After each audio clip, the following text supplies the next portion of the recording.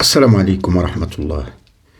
صرح الأمير المنبوذ إلى جريدة تايمز البريطانية حيث قال أن سقف المغاربة قد ارتفع، وأن وطننا الحبيب حفظه الله مهدد بثورة جياع أو بانقلاب.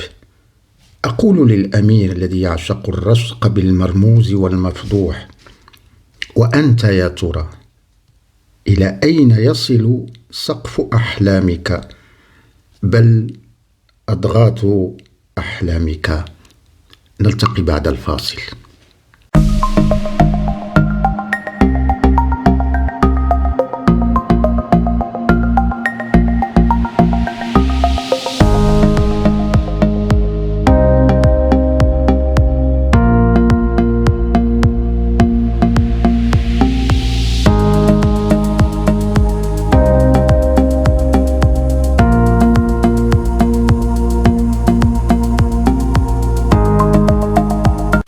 أهلا وسهلا بكم من جديد. السلام عليكم ورحمة الله تعالى وبركاته.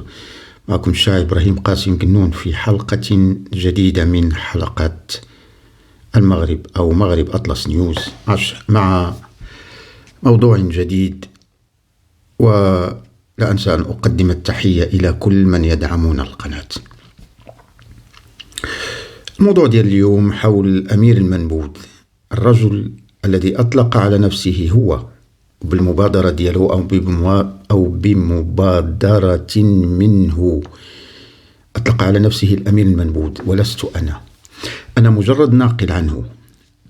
هو من جرد نفسه من لقبه كأمير وحرم نفسه من الانتماء إلى أسرة شريفة طيبة حكمت المملكة المغربية الشريفة لأكثر من 3 قرون ونصف. إنه هذاك الأمير الذي يروج للأحلام، اللي كتسمى بأضغاث أحلام عند الفقهاء ومفسر الأحلام، ومع الأسف هي كوابيس تحتاج إلى تفسير فقهي في عالم الأحلام. ولقد بحثت عنها في كتاب ابن سيرين، يمكن لقى شي حاجة أو شي تفسير للأحلام ديالو، ولكن ما وجدت غير الصدى والوهم وترددات الشيطان على الإنسان في ديك اللحظة أو في لحظة غفلة منه. وقمت بالبحث في كل مواقع تفسير الأحلام ولم أجد إلا تفسيرا واحدا يؤشر إلى أنها أحلام. هذيك الأحلام هي مجموعة ديال الأحلام كتراود من ينامون بعد صلاة العصر، اللي منهي عليها في الإسلام. وهناك بعض المواقع من اللي خبروني بأنها أحلام شيطانية كتحصل لكل من له نية غير صالحة، أو أنه مصاب بنوع من أنواع الهستيريا الشعبوية أو الشعوبية، وهذوك اللي كيبغيو اللي كيعشقوا الظهور المتزايد على وسائل الإعلام. هاد الأمراض النفسية كالاضطراب الثنائي القطب أو الضغوط النفسية أو الفصام، وأولئك المصابون به من رفاقه الذين لكي يغدق عليهم من خزائن أمواله الكثيرة. والمثل المغربي كيقول: قول لي مع من كتمشي نقول لك شكون انت، ومع من ما شفتك مع من ما شبهتك. فالرفاق ديالو المتقهقرين كنعرفوهم جيدا، وكنعرفوا النوايا ديالهم، وكنعرفوا أضغاث الأحلام ديالهم. والتقاؤكم في هذه النقطة، يعني كتلقوا في هذه النقطة هذه ديال لا حول ولا قوة إلا بالله. وكنعرفوا من هو المعطي منجب وعبد المؤمن وأبو بكر الجامعي وعدة منابر وعدة أولئك الذين يتسلقون المنابر ويتسلقون النضال. وكذلك عدة منابر صحفية صفراء أو حمراء كتروج للفوضى وكتروج وكيرصدوا الإحباط وكيزرعوه في النفوس الضعيفة ديال بعض الناس، وكيحاولوا يخلقوا لا استقرار في هذه المملكة المغربية الشريفة والآمنة. وأنا هنا أسألك وأنت القائل، يعني هو اللي قال بأن سقف المغاربة بدأ يرتفع أو قد ارتفع، وأنا كنسولك فين واصل انت السقف ديال الطموحات ديالك يا ترى؟ بل وإلى أين سيصل ما خفي من سريرتك. وحنا كنعرفوا بأنك تخبر، يعني كتخبر بديك السريرة ديالك بعض الخطرات من تريد، ولكننا نعرف فما قلته وصرحت به أكثر من مرة لوسائل الإعلام المشبوهة هو اللي كيفضح ما تخفيه من طموحاتك. ما بقاش أو لم يعد في كلامك أي سر لا نعرفه نحن الناس العاديون. وأعود وأسألك، هل فعلا سقف المغاربة هو الذي ارتفع، أم أن الأحلام ديالك هي التي ارتفعت وأنت كتوهم أن سقف المغاربة ربما قد ارتفع؟ لا، الأحلام ديالك اللي ارتفعت. ربما قد ارتفع، أو كتحلم بأن ربما السقف ديال المغاربة قد ارتفع إلى مستوى أحلامك وما تريده وتخطط له في عالم الكهوف المظلمة. وليكن في علمك غادي يجي واحد النهار غادي تغلق عليك داك الباب ديال الكهف ديالك، هذاك الكهف اللي انت كتدخل ليه باش تخطط فيه. ستغلق أبواب كهفك عليك، وما غادي تنفعك ديك الساعة لا حكاية علي بابا والأربعين حرامي ولا افتح يا سمسم. إذا كان عشقك الأزلي، إذا كان العشق ديالك هو أنك تجلد الذات ديالك، هذا شأنك الذي يخصك أنت وحدك ولا دخل لنا فيه. أما أنك تسخر النفس ديالك والجهد ديالك والأموال ديالك وداك العلم اللي تعلمتيه باش تبان قدام الناس وقدام العالم أنك ساخط على الوطن ديالك إلى درجة السادية، وكتحمل الوطن ديالك الفشل ديالك في أن تكون هذاك الإنسان وهذاك المواطن الأمير البار بوطنه، واللي كيتحمل وكيحمل المسؤولية وكيهمه أنه يشوف بلاده في أحسن حالة، وكيتحمل المسؤولية مع من يتحملون المسؤولية. والذي يحمل همه ويهمه استقرار وطنه والرفاهية دياله، خصوصا وأنك أنت كما كنت ولم تعد بإرادتك، أنت اللي اخترتي. يعني هذاك الشيء، ذاك الهم اللي هذاك بما كنت تحمله من إرث، هذاك الإرث العريق اللي كتحمل، وذاك الثقل التاريخي المجيد اللي بحكم أنك تنتمي أو كنت تنتمي، لأن هذا اختيار ديالك، إلى الأسرة الملكية الشريفة والمجاهدة في سبيل الله والوطن والمدافعة عن هذا الوطن بكل قوة. واحد ما خرجك من العيش تحت راية هذا الشرف الذي نفتخر ونعتز به نحن كمغاربة. وكنعرف، وبزاف المغاربة كيعرفوا، أن ما خفي منك أعظم. أو لا أسيء بك الظن، أنت من أخرجك أو من أخرجت نفسك من عالم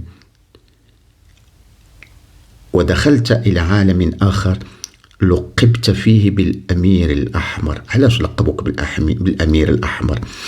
نسبة إلى مناضل السيجارة الكوبية والثورات المخربة للأوطان، أمريكا اللاتينية وديك تشي جيفارا وداك داك العالم الأحمر يسمى بالعالم الأحمر لأنهم اشتراكيين وشيوعيين.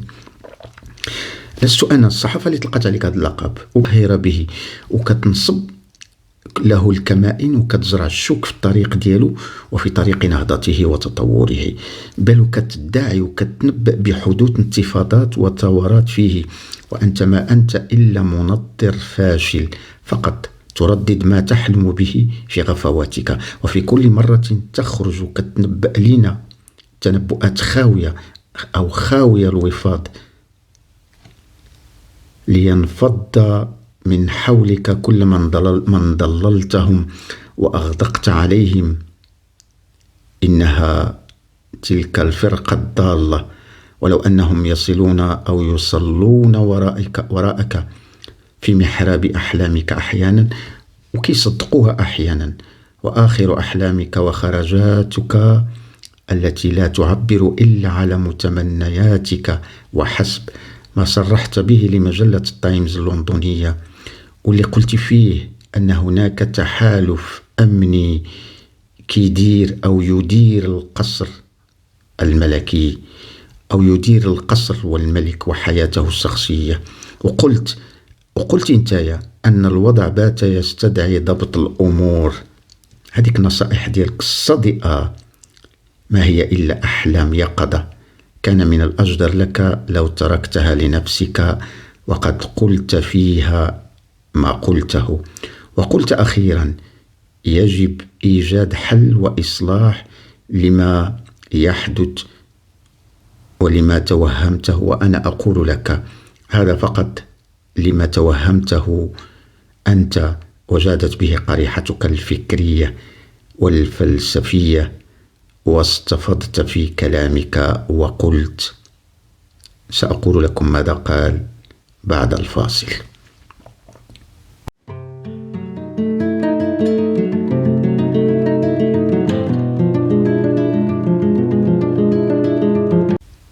أهلا وسهلا بكم. مما قاله، قال يجب تجنب حدوث أزمة وطنية وشيكة. هل أصبحت من أولئك الذين يروجون الخرافات في وسائل التواصل، بحال هذاك اللي كيقول شي واحد كيخرج عليك وتيقول لك لقد زارني النبي وصاني أنني ننصح الناس أو ننصح فلان أو أن أخبر الناس بخبر مهم من الله. هي هذه، الله يلطف بنا. هذا الأمير الذي أبعد نفسه من وطنه ومن القيام بواجبه تجاه وطنه وذهب إلى البعيد ليصنع معبدا لتعبد كل متواطئ ومتآمر على الوطن، وكل سالك لطريق رهبانية النضال والساعي لتحرير الشعوب، وكل من وضع نفسه في منطقة الشبهات ضد استقرار الوطن، وادعى أن سقف المغاربة وقال بأن سقف المغاربة قد ارتفع من جراء الأزمات التي لم تستطع الحكومة حلها، أو كما يتوقع سقف أحلامه هو. وهنا ما يفوتنيش أن أعود إلى جريدة التايمز اللندنية وأذكرها أن ما حدث في بريطانيا من أعمال شغب وعنف بسبب الغلاء والأزمة الاقتصادية العالمية. واش هادشي كامل ما كانش مدعاة لخروج الجريدة بتحذير إلى البريطانيين مثلا من أزمة وشيكة هنا، أو انقلاب عسكري مثلا من جراء أزمة بريطانيا الاجتماعية والسياسية مثلا؟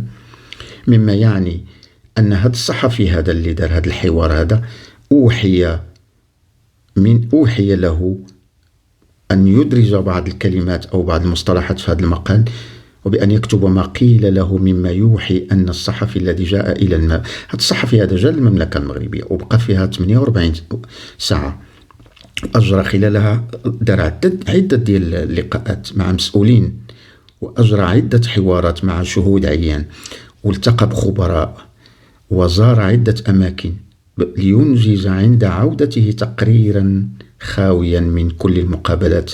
هذوك الناس اللي تلاقى بهم كاع ما تكلم عليهم في الخبر ديالو، خاليا من كل المقابلات التي قام بها والتصريحات التي أجراها، وما تكلمش على ما رآه بأم عينه في المغرب من أمن واستقرار وحقائق اللي كتكذب ما يروج له من أولئك الخونة هذوك المدعومين من أعداء الوطن، بل فقط روج بهتانا وكذبا ومغالطات مجردا من الحقيقة، وكان خارج الصواب، وزور الأحداث ونشر مغالطات للرأي العام، مما يعني أن في هذه الخلطة هذه كاملة كاين واحد المتآمر واضح المعالم اللي متآمر مع هذه الجريدة أو المجلة التي حصلت منه على مقابل من أجل ممارسة التدليس ومن أجل التحامل على المملكة المغربية ونشر الأكاذيب ودون حجة ولا برهان.